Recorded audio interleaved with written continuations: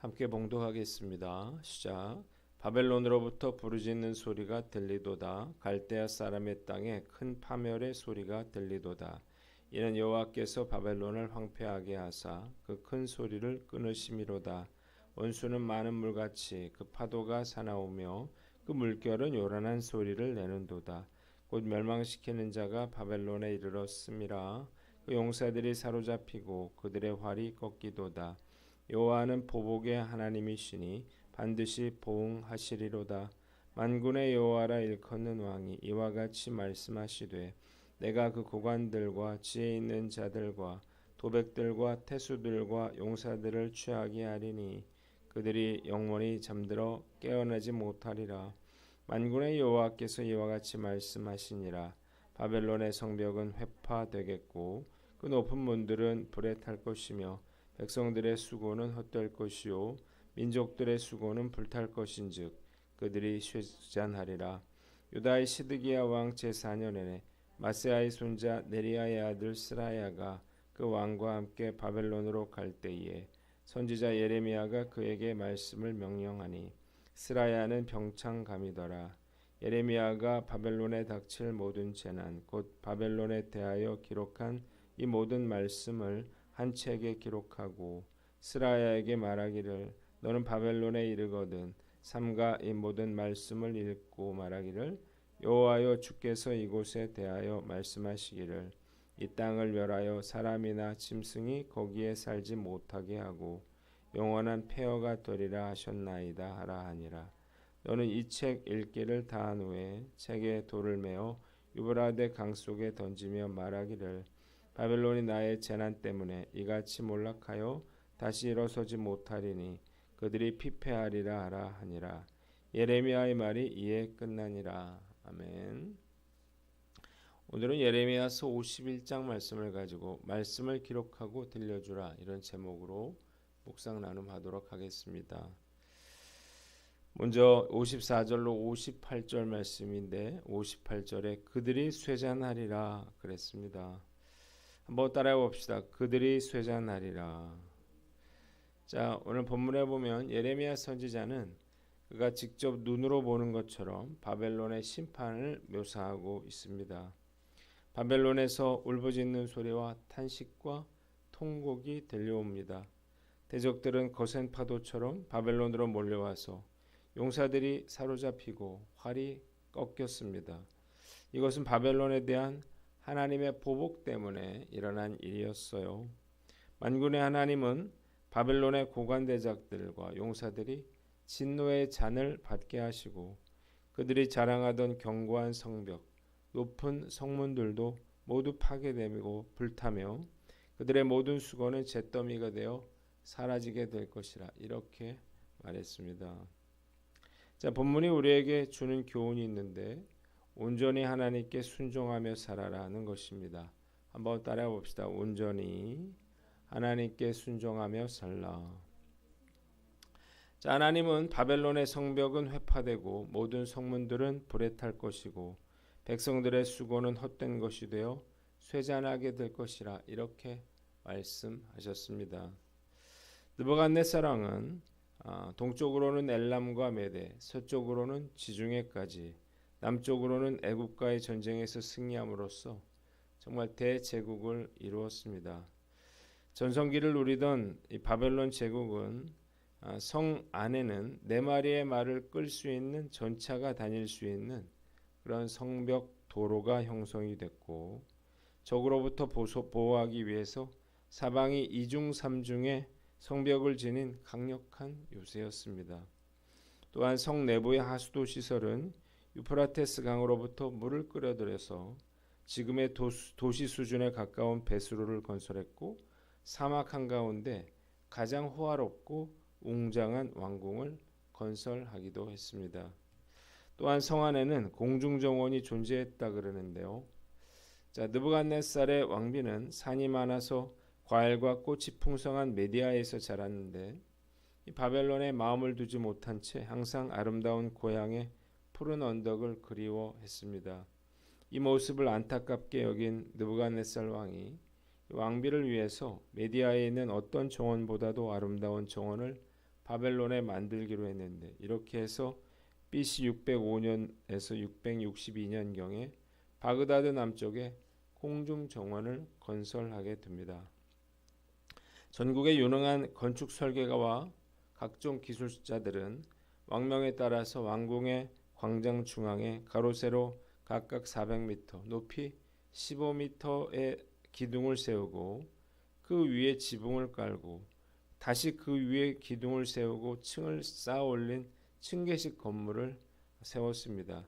한 층이 만들어지면 그 위에 수천 톤의 기름진 흙을 실어 올린 다음에 넓은 테라스에 펼쳐 깔아서 화단을 꾸민 뒤에 화초와 동굴풀, 과수 등을 심고 폭포를 만들고 동물들도 살게 했다 그래요.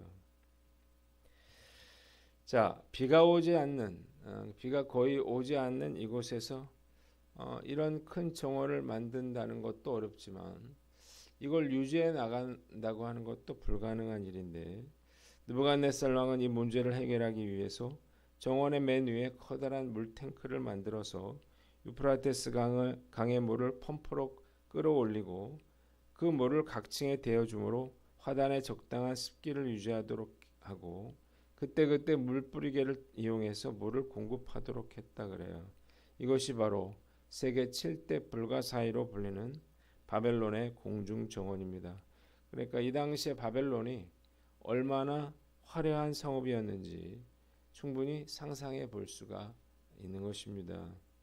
그러나 하나님은 이러한 바벨론의 강력한 방어 체계와 자랑거리를 한순간에 무너뜨리시고 폐허로 만드실 것이었습니다.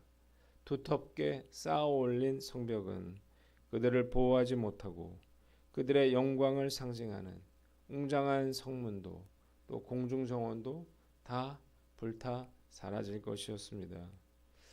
본문이 우리에게 주는 교훈이 무엇인가요? 이 세상의 그 어느 것도 우리가 의지할 만한 대상이 되지 못한다는 것입니다. 우리를 안전하게 지켜줄 것이라 믿고 있는 그 어떤 것도 때가 되면 한순간에 무너져 내릴 것입니다. 우리가 이룬 업적도 마찬가지예요. 평생을 수고하여 이룬 그 무엇이라도 한순간에 연기처럼 사라지고 마는 것이 바로 우리네 인생인 것입니다. 그런데 안타깝게도 많은 사람들이 이 사실을 알지 못합니다. 생명이 자신의 것이라고 하는 사실을 모르고 건강이 자신의 것이라고 하는 사실을 알지 못하고 재물이 자신의 것이라는 사실을 모르고 자기 자녀가 자신의 것이 아니라는 사실을 모릅니다. 그래서 하나님께서 이런 것들을 거두어 가시고 나서야 비로소 이를 깨닫고 후회하는 거예요. 진짜 성공하는 인생은 만물의 주요 만왕의 왕이신 하나님께 순종하고 그를 의지하며 사는 인생이라는 사실을 깨달으시기를 바랍니다. 진정한 만족과 기쁨과 평안은 하나님의 주권과 통치에 순응하는 사람에게 주어지는 것입니다. 말씀 묵상하면서 이 사실을 깨닫게 해주신 하나님께 정말 감사하는 마음이 들더라고요. 그래서 성공을 삶의 목표로 삼지 않고 순종을 삶의 목표로 삼고 살아왔습니다. 그래서 비록 무명의 목사이지만 놀라운 기쁨과 평안과 축복을 누리며 살아올 수 있었다. 이렇게 고백할 수 있습니다. 오늘 말씀 앞에서 나를 돌아봐야 되겠죠. 과연 나는 무엇을 의지하며 살고 있습니까? 과연 나는 무엇을 쫓아 살아가고 있습니까? 세상의 헛된 것들을 쫓지 않고 또 그러한 것들을 의지하지 않고 온전히 하나님께 순종하며 살아가시기를 주님의 이름으로 축원드립니다. 아직도 날뛰는 망아지처럼 그렇게 제멋대로 살 때가 많지만 우리가 하나님께서 쓰시기에 합당한 그러한 순종의 사람이 되시기를 주님의 이름으로 축원합니다. 두 번째 본문은 59절로 64절인데요. 63절을 봅니다. 너는 책에 돌을 메어 유브라데 강 속에 던지며 바벨론이 몰락하여 피폐하리라 하라 그랬습니다. 오늘 본문을 보니까 시드기야 왕 4년에 왕의 수석 보좌관이었던 스라야는 시드기야 왕과 함께 바벨론에 가게 됩니다. 이유가 있었죠. 반바벨론 동맹이 발각되어 이 시드기야 왕이 바벨론 왕에게 소환을 당했기 때문입니다. 이때 예레미야는 하나님께서 바벨론에 주신 예언의 말씀을 책에 기록해서 스라야에게 주면서 이렇게 말합니다. 그가 바벨론으로 가면 이 책에 있는 말씀을 유다 백성들과 바벨론 사람들 앞에서 읽어주고, 그리고 하나님께서 바벨론을 심판하셔서 아무것도 살 수 없는 영원한 폐허로 만드실 것이라 이렇게 선포하라는 것입니다. 그리고 이 책에 돌을 매달아서 유프라테스 강물에 던진 후에 바벨론이 이렇게 하나님의 심판을 받아 몰락하여 다시는 회복하지 못할 것이라 이렇게 말하라는 것입니다. 자, 스라야가 누구냐? 바로 바룩의 동생으로서 예레미야로부터 그의 형에게 부여된 것 같은 그러한 임무를 부여받게 됐습니다. 바벨론에서 유다 사람들과 바벨론 사람들 앞에서 바벨론의 멸망을 선포하라는 건데요. 자, 이게 참 어려운 일이죠. 시드기야가 지금 바벨론 왕에게 용서를 구하고 유다의 처지를 변호해야 할 그러한 입장에서 그를 보좌하는 수석 보좌관이 바벨론 성 한복판에서 바벨론의 멸망을 선포하고 또 두루마리를 던지고 이러한 행위를 퍼포먼스를 하라고 하는 이 예레미야의 명령은 도무지 순종하기 어려운 그러한 임무였습니다. 그러나 그는 그의 형 바룩이 위험을 무릅쓰고 성전과 궁전에서 말씀을 선포해야 했던 것처럼 목숨을 걸고 적지에서 그들의 멸망을 선언합니다. 이것이 그를 수석 보좌관으로 세우신 하나님의 뜻이고 유다 백성들이 소망을 잃지 않고 다시 예루살렘으로 돌아오게 하시려는 하나님의 계획을 이루는 일이었기 때문입니다. 본문이 우리에게 주는 교훈이 있는데요. 맡겨주신 사명을 감당하라는 것입니다. 한번 따라해 봅시다. 맡겨주신 사명을 감당하라.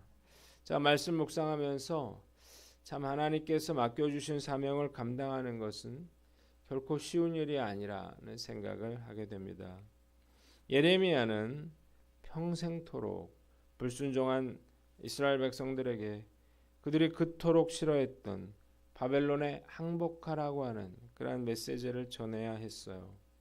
바룩도 예레미야가 불러주는 대로 모든 말을 그 두루마리에 기록해서 사람들에게 읽어 주어야만 했습니다. 이로 인해서 그들이 얼마나 많은 핍박과 어려움을 겪었나요? 이제 스라야도 그에게 주신 사명을 감당해야만 한 거예요. 이 일로 인해서 그는 얼마든지 큰 공경에 처할 수 있었고 심지어는 목숨을 잃을 수도 있는 그러한 위험한 어려운 사명을 감당해야 했던 것입니다. 말씀 묵상하면서 하나님께서 오늘 이 시대에 나에게 하라고 명하신 사명은 무엇인가를 생각해 봅니다. 저에게 주신 하나님의 사명은 잃어버린 영혼들을 구원하여 예수님의 인격과 비전과 실력을 갖춘 하나님의 인재를 세우는 일이에요. 저는 평생 동안 이 일을 감당해 왔는데 정말 결코 쉽지 않았습니다. 그러나 저는 이제 확신하는데 복음에는 능력이 있어서 한 영혼을 구원하여 변화된 삶을 살게 하는 그러한 놀라운 능력이 있다는 것입니다. 한동안은 아무리 열심히 전도해도 전도되지 않고 또 아무리 열심히 양육을 해도 변화되지 않는 그러한 성도들을 보면서 낙심하여 다 내려놓고 싶은 그러한 충동을 느낄 때도 있었습니다.